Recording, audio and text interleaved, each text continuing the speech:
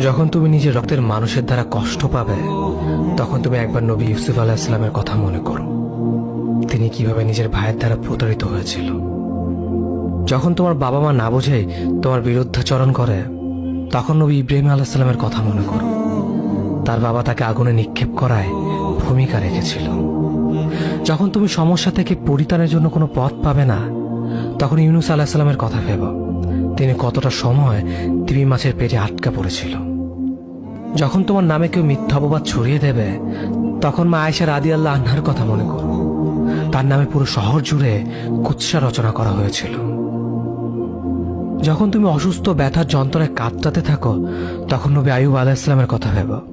তিনি ভয়ঙ্কর এক ভাইরাসজনিত রোগে আক্রান্ত হয়ে তোমার থেকে বেশি কষ্ট পেয়েছিল। যখন তুমি দিনের কোনো বিধান নীতিতে যুক্তি খুঁজে পাও না, তখন নবী নূহ আলাইহিস সালামের কথা ভেবো।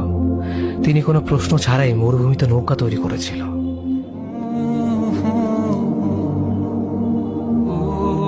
যখন তুমি আত্মীয়স্বজন, পরিবার, বন্ধু বান্ধবের কাছে হাসির পাত্রে পরিণত হও, তখন তুমি শেষ নবী হযরত মুহাম্মদ সাল্লাল্লাহু আলাইহি ওয়াসাল্লামের কথা ভেবো।